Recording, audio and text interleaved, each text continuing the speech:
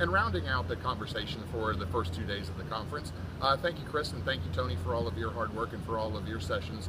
I'd like to speak just very briefly on 2 or 3 of the sessions I attended. The one that I think was most relevant and most interesting was, in fact, the NSLDS presentation that Chris alluded to earlier. A number of changes to NSLDS are beneficial, we believe, in terms of both showing in real time when the last posting of any new loan information on a student borrower has been posted to each individual student account.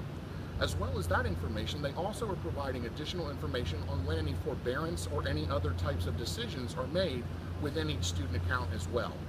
With regard to gainful employment, as both Tony and Chris have said, there were 2 sessions that specifically focused on both disclosures and reporting.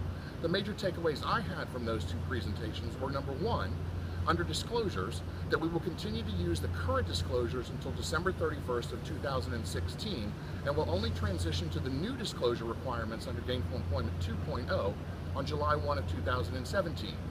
Interestingly enough, and important enough, is when they talked about the disclosures, they talked about the fact that while there is a whole new repertoire of information that the institutions are going to be providing, that the secretary and the department, although listing all of that information, are going to pick and choose which ones at any given point in time they're going to ask to be presented to the consumers for purposes of information. One of the reasons they say they're going to do that is because before that template is actually developed, they're going to go out and do additional research to find out what consumers find most beneficial.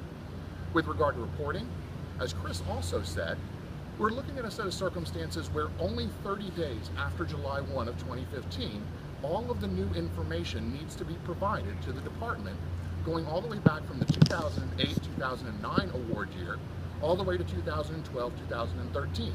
And the 2013-2014 year information is going to need to be provided by October of 2015. Last but certainly not least, I attended a session that dealt with specifically the FSA assessment and the use of the IFAP webpage and the My Schools tools under IFAP.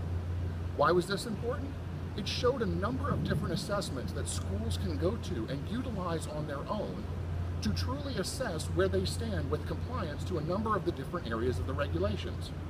In that session, they specifically talked about those areas which are most common to program reviews and program review findings as well, and the ability for your institution to go and do those assessments on your own, potentially find any problems on your own, and fix them. Not only do they provide you the opportunity to learn, but they also give you at least one way in which you might want to plan to make the changes that are necessary. What I also found important about that session is one of the major areas of assessment that they talk about are your policies and procedures manuals. And in fact, the fact that the Blue Book and the Policies and Procedures Manual is going to be melded in the future. Key among those issues is the fact that they are going to have a new page, page 15 they allude to, out of the 33 pages of that assessment tool, that will now include the new VAWA information. It supposedly is going through the final stages of clearing within the Department of Education, and they hope to have it posted within 2 to 3 weeks. We will certainly be looking for that information.